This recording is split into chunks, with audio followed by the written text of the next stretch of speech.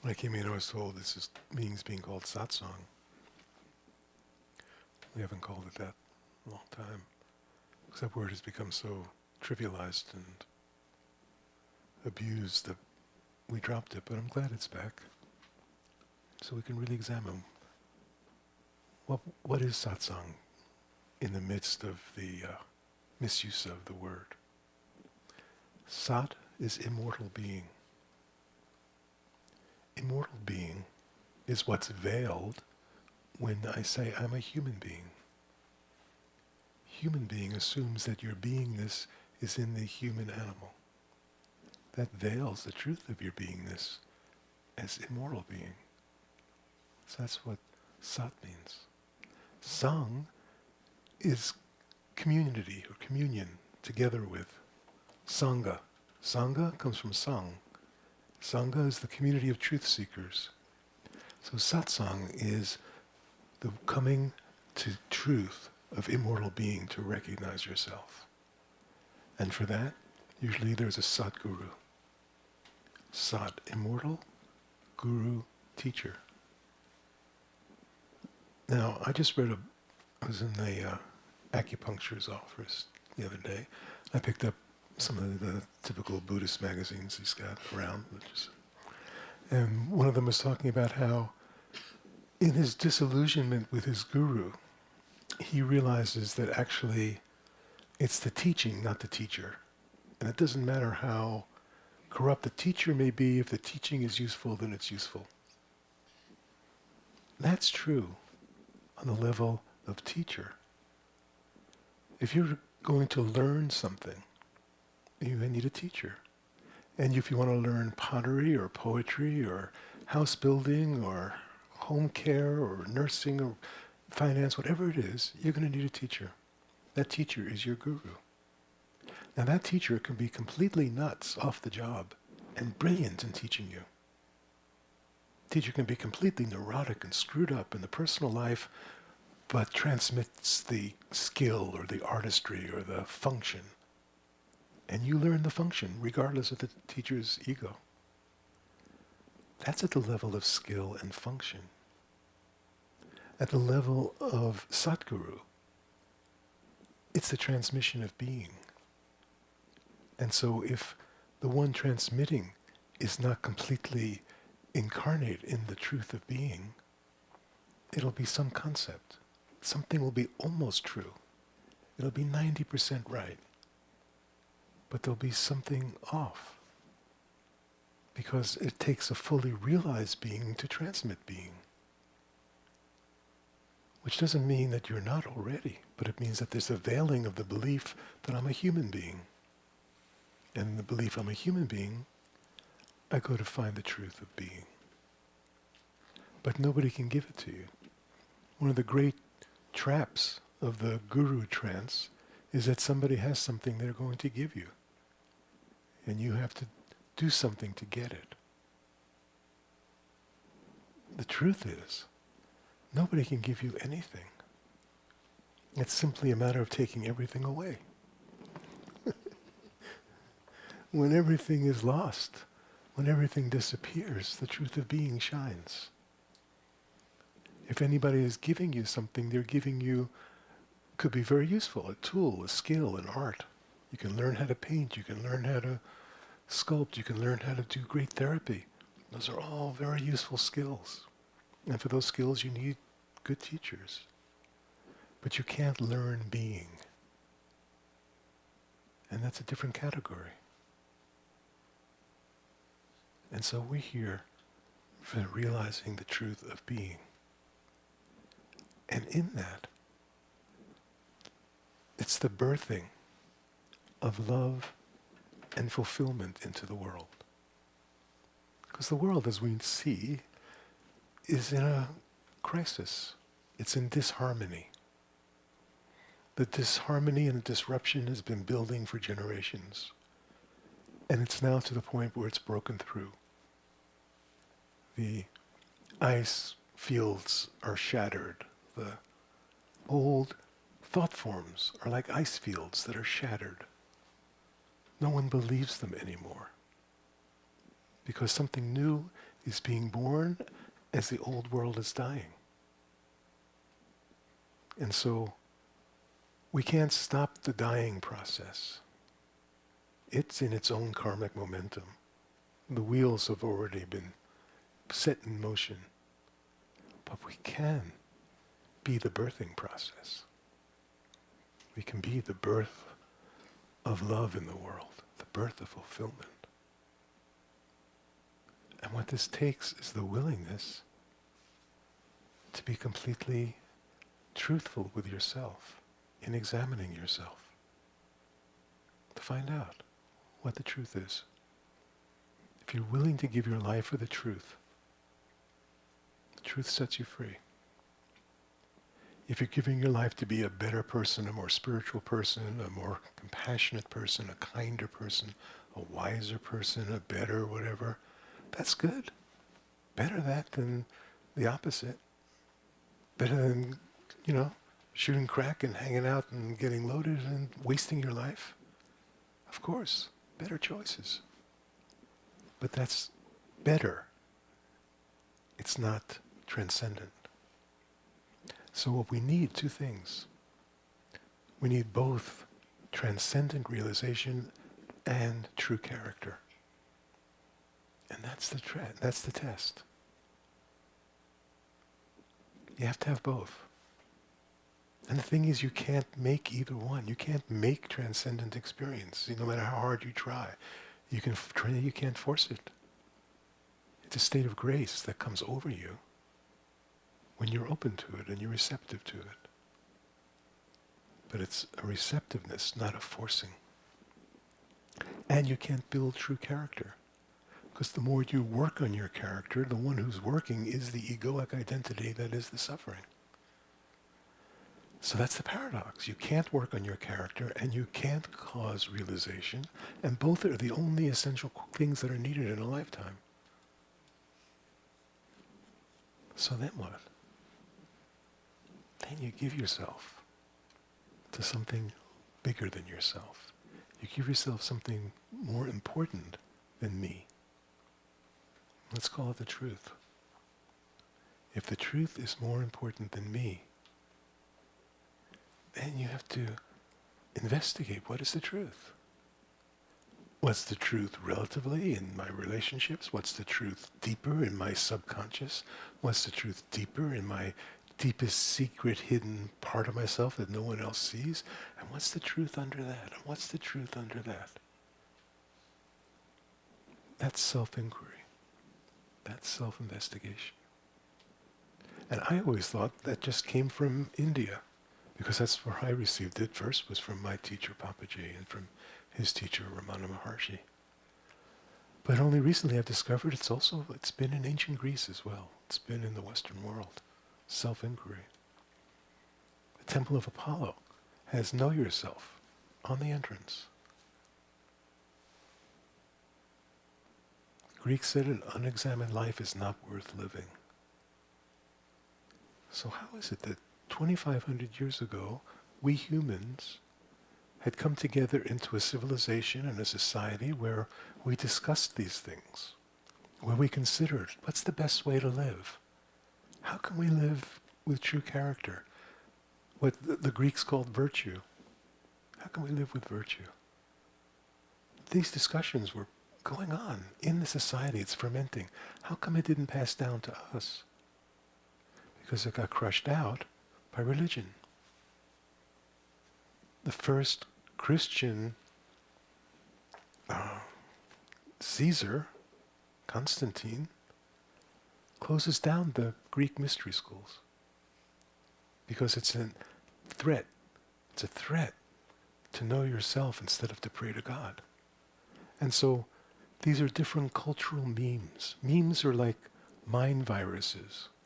We're all carriers of a whole variety of memes. The meme for money. If you didn't have the meme for money, it would just be pieces of paper. But you see the piece of paper, you identify immediately with how much it's worth. Everything about it. You can crumple it up, you can throw it away, but it's still worth that exact same amount because we know we have the meme for it. Religion is a meme. It has a whole universe of rules and beliefs and rituals and ideas and relationships. And that meme is in competition with other memes. It's all going on in our heads. So the question is, what will you serve?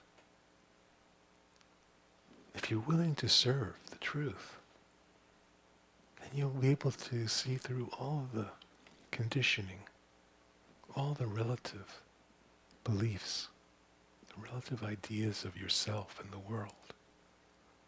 You see through it with clarity to come to the truth of yourself.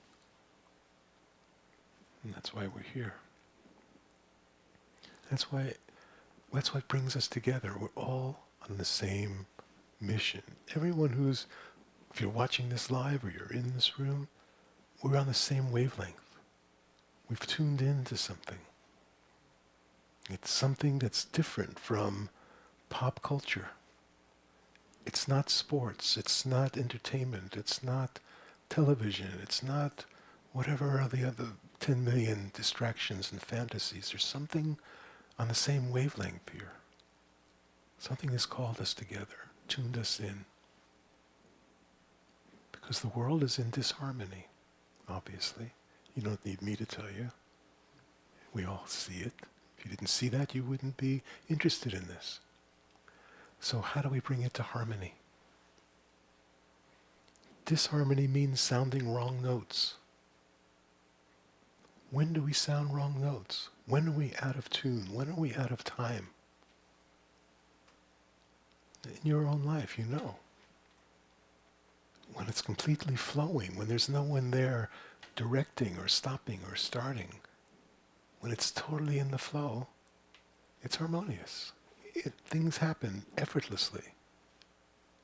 And if it's not in the flow, if there's somebody who thinks they're in control, somebody in charge, somebody who says it should be this way, it should be that way, no, yes, but, better, worse, there's no rhythm, there's no harmony. It's disjointed, it's jangled. And this is what leads to what people call burnout. I didn't know what burnout meant for a long time. I didn't understand it. Like right now, I am more busy than I've ever been. I've got so many projects going on. And it's fun. I'm doing what I love, and it's fun. How could I burn out? I can overdo something. If I overdo it, my body will get tired, and maybe I'll crash, and maybe I have to stop for a couple of days or whatever. But that's not burnout. It's joy. So if you're not doing what is fulfilling to you, you burn out because you're driving with the brakes on. Because I don't want to do it, I should do it, I have to do it. If I didn't, what if I do? Oh, if only. And then you burn out because it's exhausting. It's exhausting to do what you don't want to do. So then you find out, what is it that you really want to do? You can't go by the gut, because the conditioned animal, just wants to lay around and eat and have sex. Or at least that's my conditioned animal. Yours might be different. But you find out that if you do that, and you have to do it to find out, you find out it's not ultimately fulfilling. It doesn't leave you satisfied. It's always hungry for more. So if whatever you're doing leaves you hungry for more, stop. Don't do more. Stop. It's not fulfilling. Whatever it is, if it leaves you hungry for more, don't follow it. It's so simple. Because if you do follow it, you'll have another rush or another whatever, another high, another something, and then you're hungry for more. But if you don't follow it, then that's the start of integrity. That's the start of actually building character. Then you have the character to say, I'm not moving in the face of all of my temptations, all of my desires, because I know better. I've done that. I've been there. I know where it leads. I don't have to. And when character is not established, then there's this overwhelming something that says, yeah, but this time's okay. This is different. This is just a little, it's only the weekend. It's only something that's in that minute. It's absolutely.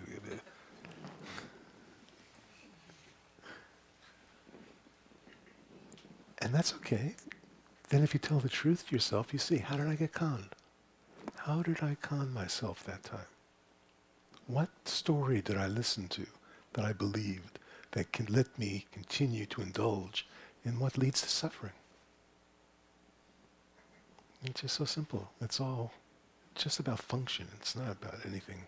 No belief, no rules. Just what works.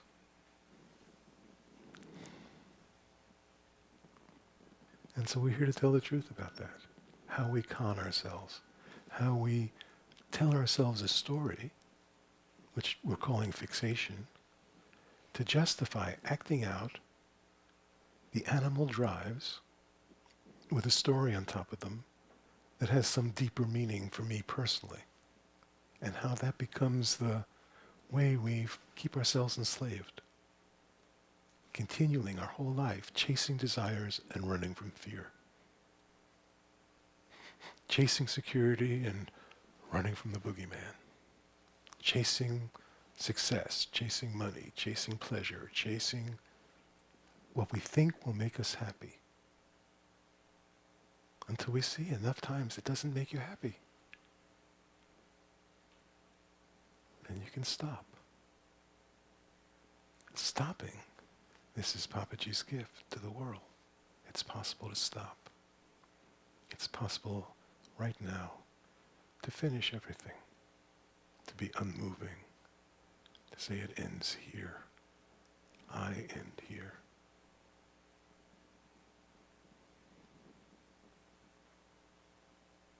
And that's why we're here. So beautiful.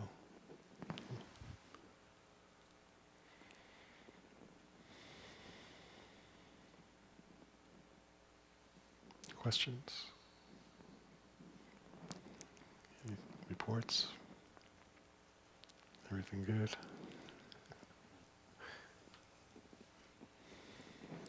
Yeah, John, come up.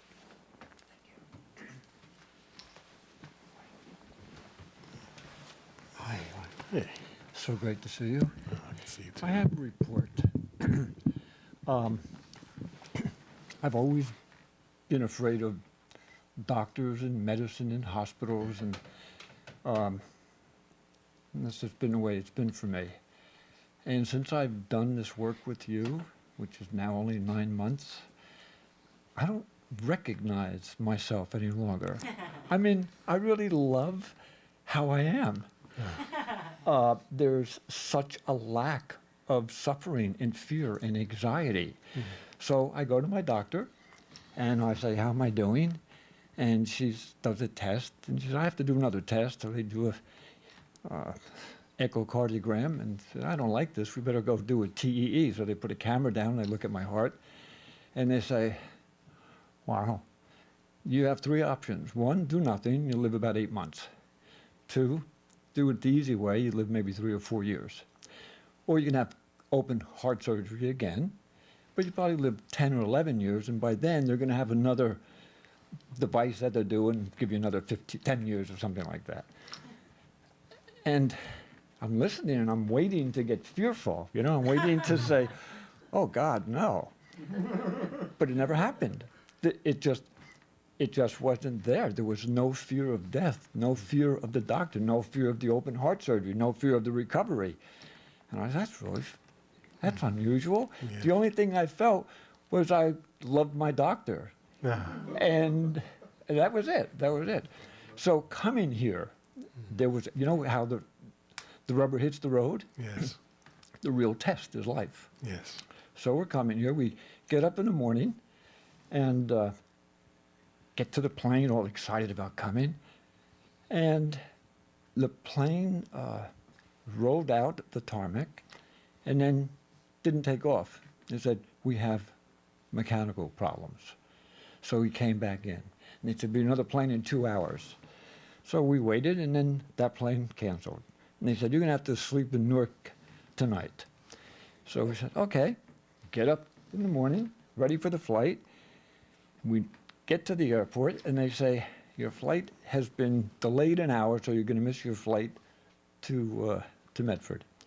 So it's okay. So this whole time, right, I'm thinking, what's wrong with me? How come I'm so happy? How come I'm not upset? How come I don't listen to my thoughts? What is this feel?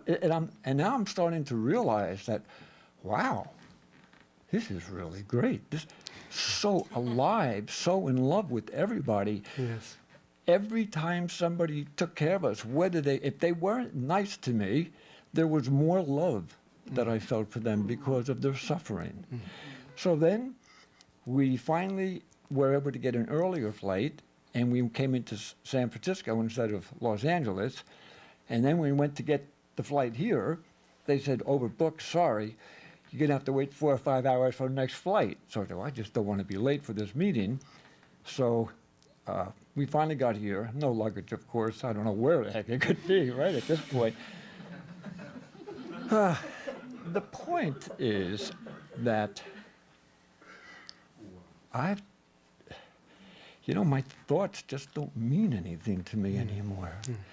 And I keep looking to, I don't actually, before, even when we were in Maui, I thought, well, I want to get it. I can't wait to get it. And now I'm watching life and I'm thinking, oh, I got it. And what I've noticed is it just keeps getting deeper and deeper and deeper. The suffering keeps going away. The things that used to hook me, I see them. And it's like, stop that, And so as far as the heart thing and the death, there just is no death. I mean, my body's going to go, of course. Everybody's body's going to go, right? Yes. But I don't know. It's a funny thing to be so happy in the face. And actually, there's a beauty to everything that's happening. There's a beauty. Yes. And so I thank you. I'm so grateful. It's so beautiful. And I thank Gangaji. And every time I read your books, it's like the first time, and they get deeper and deeper and deeper. And all my children are studying your teachings, my grandchildren. And there's really, no words for me to thank you and tell you how beautiful life is. I'm so glad. So that's really the truth. You wrote me such a beautiful letter before we met, Yes. showing me your deep realization that you had when you were young. And that realization has carried you through and brought you to this moment. It has, and it happened 40 years ago. And as a result of that, I was always chasing that experience. I wanted that back again. I wanted that enlightenment experience that lasted all that time. And I had read everything and done lots of disciplines and been lots of disappointments, learned a little here and there.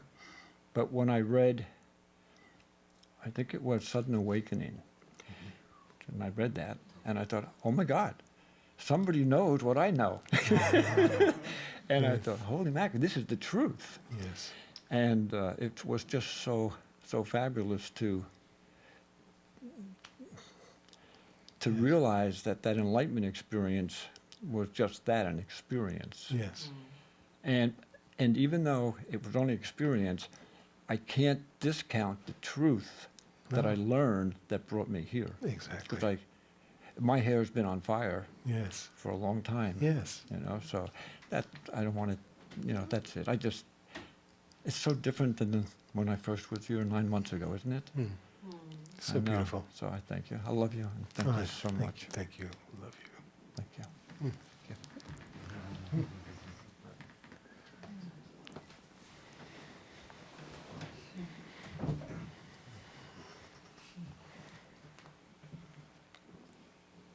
So like many of us, John had a true experience, true profound experience that lasted for some time. That's essential, but it's not enough. Hui Neng, who was the Zen patriarch in China, was a woodcutter who overheard the Diamond Sutra being recited when he goes to deliver a load of wood. The monks who are reciting the Diamond Sutra aren't enlightened. They're not masters. They're just reciting it, but he's so ripe that he hears it and wakes up. But that's not the end, that's the beginning. He then spends years pounding rice in the kitchen before his teacher is ready to retire and recognizes Huineng. And when he recognizes him, he takes him in secret to give him the transmission, to pass on what's called the non-dual seal. And really all that is a confirmation. It's your own consciousness looking back at you, recognizing you and saying, yes, yes, that's right. That's the truth. So that's the true meeting that happens. That's what satsang is. Yes, Carlos.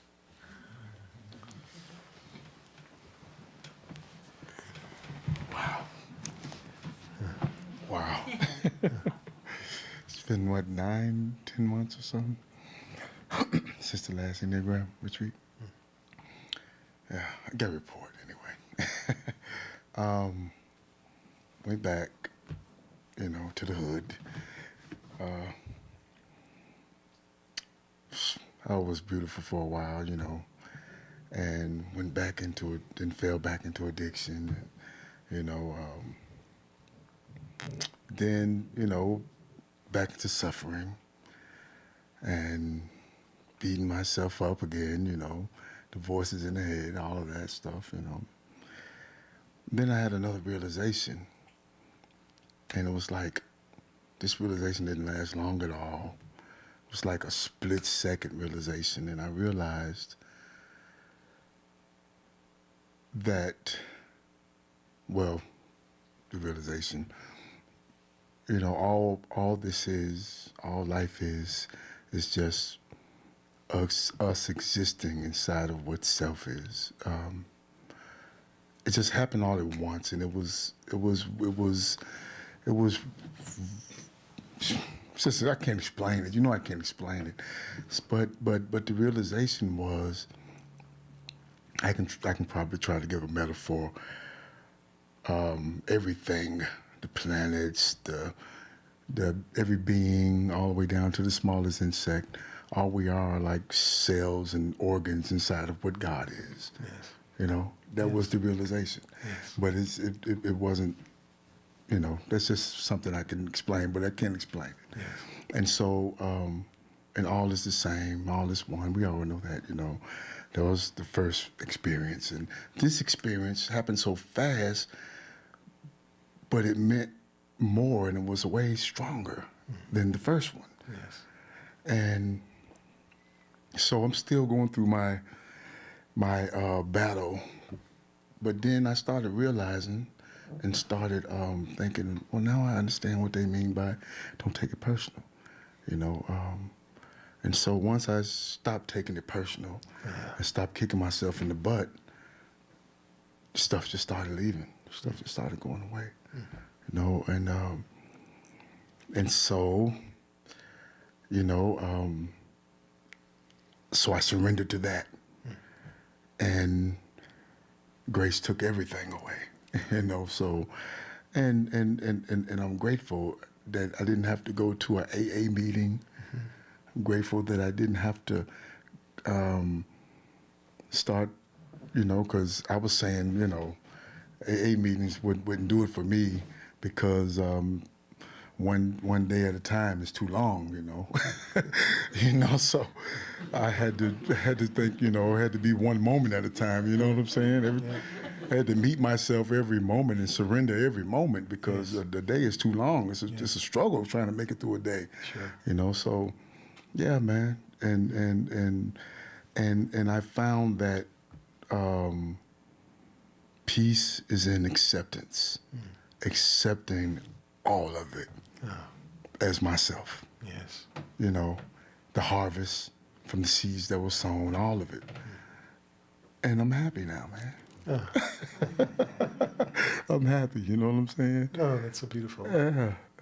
And I mean, I wouldn't trade it for $1 million. You can offer me $1 million right now, I'd laugh at you. I would. And it's just amazing, man. It's amazing.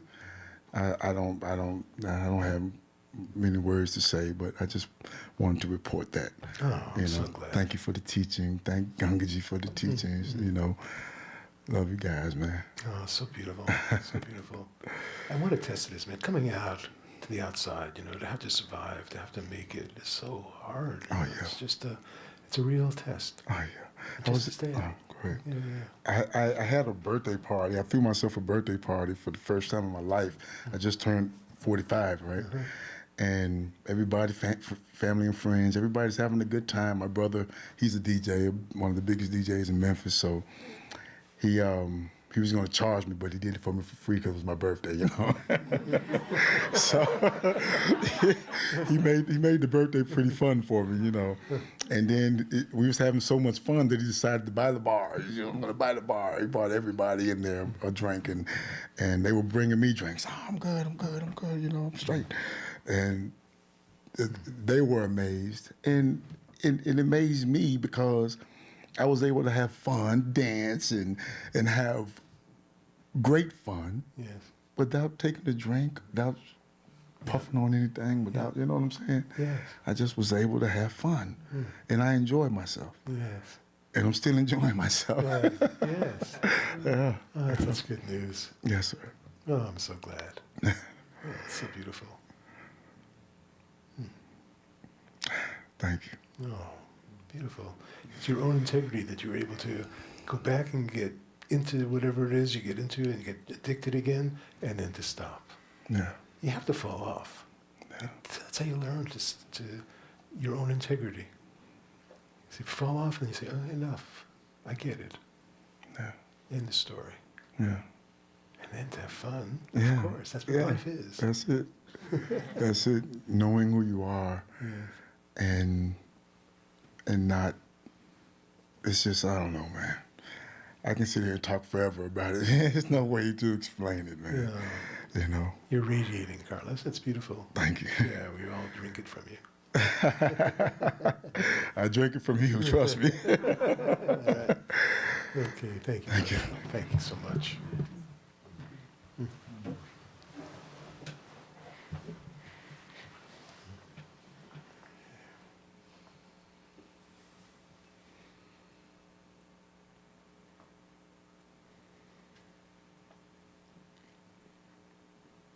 So if this isn't your experience, if your experience isn't that you're happy and alive and free and loving and enjoying, then what else is going on?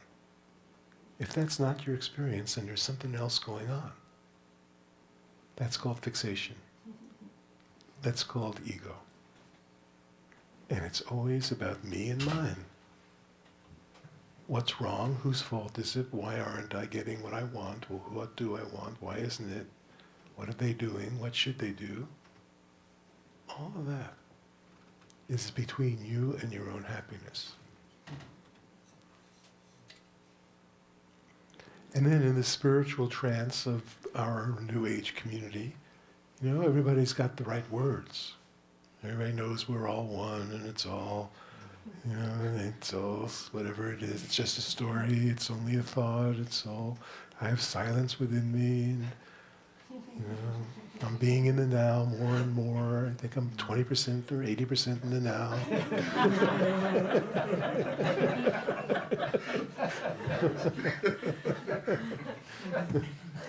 And these are just mind games that are being played in order to postpone suffering by acting as if, by having a spiritual personality. Because that's the nature of our culture, is it's a very shallow, superficial personality culture. It's the cult of personality. And so everybody's enlightened and everybody's, every yoga teacher does satsang and it's all one and we're all unity and we're all, it's all whatever it is. And that is, the problem is that on the level where it's true, it's not the level where you can speak about it. As Carla said, you can't describe it. On the level where it's a concept, then people infect each other with their own versions of the concept of it, so that everybody's conceptually enlightened, which is better than being conceptually asleep. It is. It is. It's less harmful. It's less harmful in the short term. But ultimately, you crash from it. You can't maintain it. You have to pump it up all the time, and then it keeps getting deflated. And then you run into opposition, and you run into contradiction, and you run into negativity, and oh my God, and it pops your bubble. And then you project, well, it's because of their low understanding, and they need to be more enlightened, and I need to be more compassionate with them to get them to be more enlightened. And it's all just talking to yourself. It's having an imaginary friend.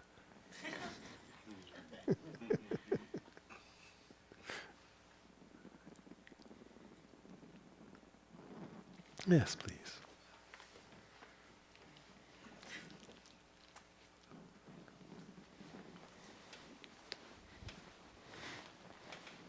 Hi, Elijah. Hi.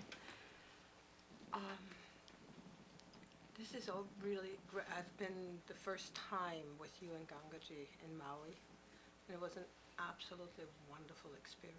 It was just, it opened up so many doors for me. It was really, really great. I'm John's wife, by the way. I've never had an enlightenment experience. I've had a very loving life. You know, I have a lot of love for people naturally there, but what I'm really struggling with, and you keep pointing to it, is to tell the truth. And then I think I tell the truth, and then I find out it's really not the truth. And there seem to be so many layers of it that Yes. it's almost frustrating to think, well, I'm living to the fullest that I can, or I'm going to get there, and I don't need to have an enlightenment experience to be self-realized, because if I am, I would know it. But it's not happened yet, right? So then I say, what is the real truth about that, and where do I start? And I keep looking, like last time I came up, and I said, well, if I look at what I do in life, I still try to control everything around me. Then I try to give that up, and I give some of it up, and some of it sticks. And then I try to do some more. But when you try to do something, it's really not doing it, right? That's It's right. just not happening. Yes. And then I find so many more things that are there, and it may be little things that are happening in life, Like what? like just being critical of people still, right? And think, they're doing it, you know, like really in a bad way. Oh, they're doing it this way? Nah, that's not right. You know, it's not my way. And then I'm thinking, that's really stupid, you know? I mean, what's the difference? So I have learned to more and more give that up, but it's happening much too slowly for me. I would like to just drop it, you know, like really drop something and be completely freed up. Beautiful. And I'm still not doing it. Yeah, what's wrong with me? So, here's the clue. Okay. There's only one thing to drop. Just one. Me. See, and when you said before, So in this moment, Yeah. don't forget about that. This moment. If there's no me for a moment, it just disappears. it made me so sad Oh, because I'm so attached to the me, you very know? good. That's it. So now It's like- this is telling the truth. This is telling the truth. I'm so attached to the me, it makes me sad. I don't want to lose that. Well, that's beautiful. That's what you have. But it's not making you happy. No. So then you tell the truth about that.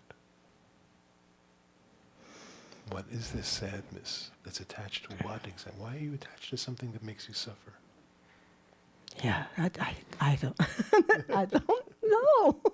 No, I do know because it's familiar. Okay, It's what I have known all my life. And that's right. if Trouty is not Trouty the way I know her, there's kind of nobody there, That's right? right. That's the key. When there's nobody there, there's no problem. There's no control, there's no judgment, there's no blame, just pure happiness. And that's what you're most afraid of. I am, because I'm not getting there. It's No. like I'm not dropping it. I'm not dropping me, and I don't know why not. Of course, you're sad because you're attached to it. You said so. Mm-hmm. Because you are more invested in the attachment and the sadness of losing the attachment than you are being free. So you tell the truth about that. And then you just see the results of it. Is it working? And if it's not working, maybe time to try something else. Mm-hmm. Every once in a while I get a glimpse of it, right? I get this, there is a lightness attached to that is so wonderful. It's so freeing, as Carla said. It's hard to have words for that. That's right. But it's still only in my imagination or very short moments of it. Short moments and not in your imagination. All this is your imagination. Those short moments are moments when light shines through you from deeper than your imagination. Those are glorious, those moments. They're so and in those great. moments, is Trouty there? No, it's like, it doesn't matter. That's it. Nothing matters there. You know who I was, who I Exactly. think might have to be, or... That's right. So why would you sell your life for something else? What's this attachment? What are you so attached to Trouty being familiar? What's the thing? What price? It seems so silly, right? It is. When you really look at it, it's like, well, why am I attached to the person I know when I know that's not providing the freedom and the happiness that I can have? But then I grab it again. It's like, it's got me, and I... So how big is it and No. how big is me? When it's got me, how big is it and how big is me? Well, I do have a say over that, right? But it seems really big sometimes. It's like, it holds me there. So if it is so big and me is so small, I feel like this is such a stupid conversation. Okay, it is so big and me so small. Sorry about that. Oh, that's gosh. imagination. Yeah, I know. It's just bad dreams. Oh, yeah. I think I do get that. I think I'm wasting everybody's time here. I'm sorry. No, you But just it wasted- was you have- really- no, this is very useful for everybody. It's just that you've been wasting your life. That's the sad part. It really is that way, though, right? It's tragic I that mean, you're wasting your it life really because is you're so sad tragic. about losing something that's causing suffering.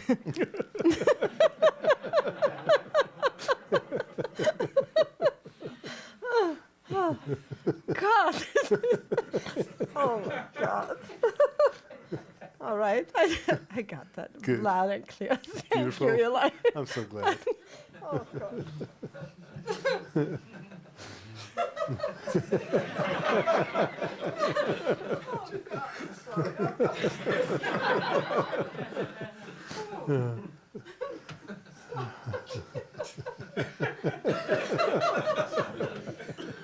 Yes. Yes. Yeah. We love laughing because there's nothing going on when we laugh. We're not judging, we're not considering, we're not figuring, we're not planning. Just pure joy of laughter. It's a kind of samadhi, a bliss state. It doesn't last. It's a temporary bliss state, but it's beautiful. We love it. And why not, you know? But it's pointing to what's permanent, that's deeper than happy or sad or angry or mad or glad. It doesn't matter. Those come and go on the ground of happiness, the ground of fulfillment. That's when you're awake. When you're sleepwalking, it's a ground of suffering of me that happiness appears and disappears on. I have good times, bad times, highs and lows, crashes and peaks, and they all appear on the ground of me. And me is a frightful, angry, possessive, jealous, desirous somebody that has good times and bad times, has joy and pain. But when that's upside down. That's assuming that me is so big and everything else fits inside me. You know?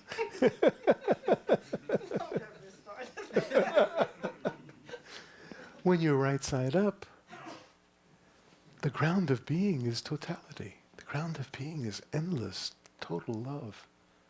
And me appears and disappears in that. And then me, just an expression of love. Me, an expression of truth.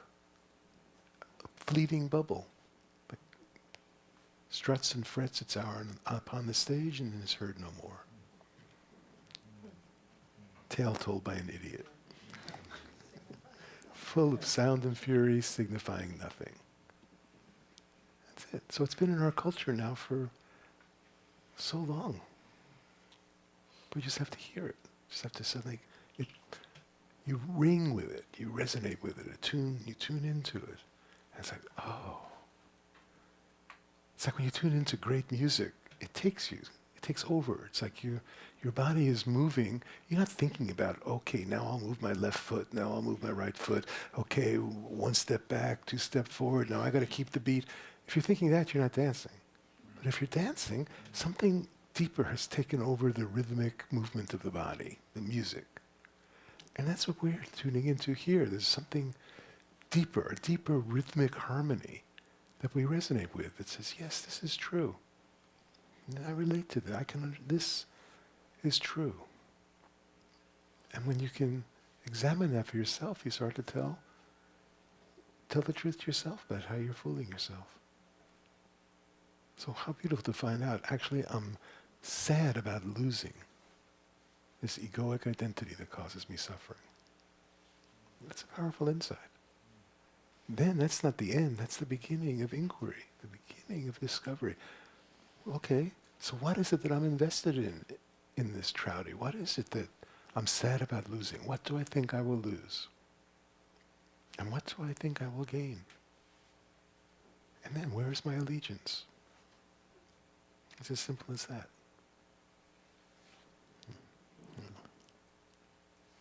Okay. Other questions, reports? Anything?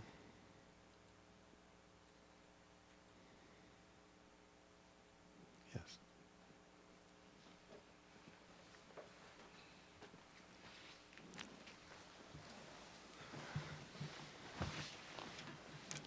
Hi, Eli. Hi.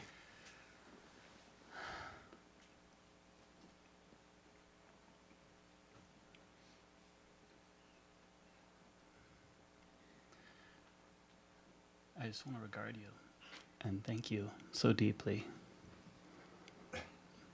The dive is adventurous, and I've been calling out whatever wants to be seen or heard, that I'm ready. Beautiful. And I'm just deeply grateful for the opportunity to be in satsang with you and all the wonderful. Well, it's your own readiness. That's what's beautiful. That's the willingness. With that, you could be sitting here for 1,000 years and nothing happens. Yeah. It takes your readiness and willingness, and everything's possible. Yeah. There's a lot of thoughts of just fed upness and real. If you're fed up, then stop. I'm ready. You don't need a bunch of. If you're ready, then stop. Ready means I'm going to. Yeah. Yes, that's. Come on, buck up. Okay. Can I give you an offering? Nah. Okay. The offering is your willingness to buck up. I'm To stop saying I'm ready and saying it now. okay. That's the offering. I'm bucked. Beautiful.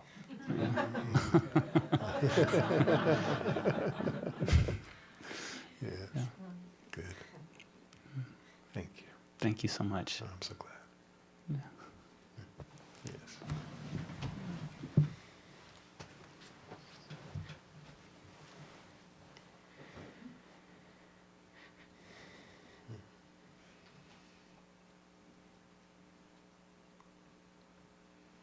So, this is the first night of the Enneagram, which is the first part of the True Friends retreat.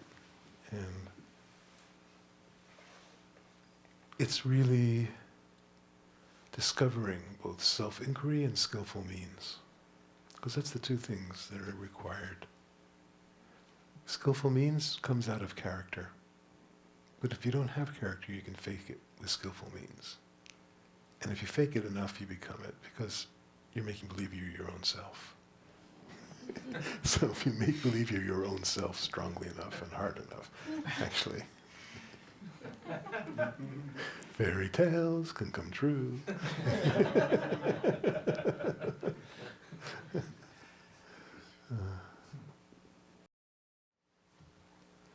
So Papaji's gift to us is the gift of silence. Silence is liberation. If you're not talking to yourself, if you're not discussing anything, if you're quiet and open, that's all that's needed.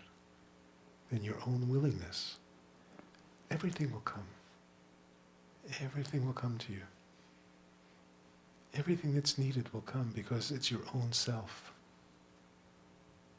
What is your own self but love, but immortal conscious being? This is yourself. So what could yourself want for you? Yourself wants you to wake up and be happy and free, to realize that there's no separation.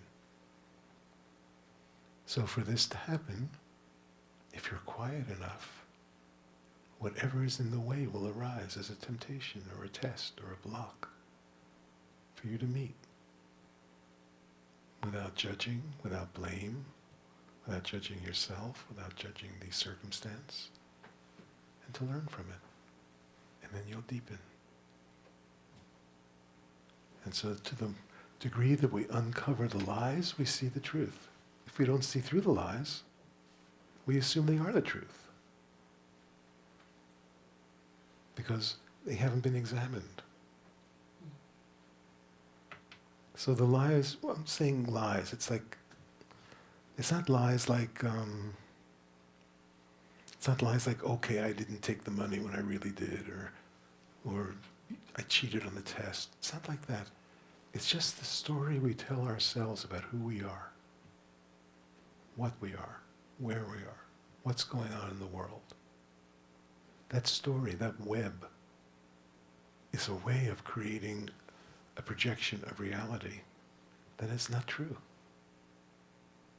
And when you're quiet, it stops. And the quieter you are, the more deeply you fall into yourself, the more deeply you realize yourself. And then you surrender. And then you surrender surrendering. And you don't land anywhere, even in not landing. Land. Open. Presence. There's no one to be in the now. As soon as there's a someone and a now, you can't be in it. It's that simple. But when you are as you are, what is there but now? And that's the beginning, not the end. So this gift of silence from Papaji is the key that I searched for my whole life. And it's being spread around the world. A quiet mind, an open heart. Spreading everywhere. As we birth love. As we birth love. Birthing love means not I love you, not I love you because, but I am love. I love these people who are angry with me. I love. That's amazing. Who could say that? I love my enemy. People preach it, but the ones who are preaching it are hate-filled people. But to live it, and here we are, we see people giving us experiences and reports of living it. That's incredible. This is really Papaji's gift to the world, I must say. It's been 1990, 2000, it's almost 30 years now since I've met him, and before I met him, I'd never heard of satsang. Nobody I knew had ever heard of satsang. And I'd been part of the spiritual scene since the 70s. I've been with Tibetan Buddhists, I've been with Zen teachers, I've had I've been with Sufis, with every possible type of guru. I checked them all out. No one ever mentioned silence now. No one ever mentioned stop. You have the capacity to stop now. So simple. An essence of everything. So, thank you so much for being here. I'm so grateful. Thank you, thank you. May all beings be happy and free.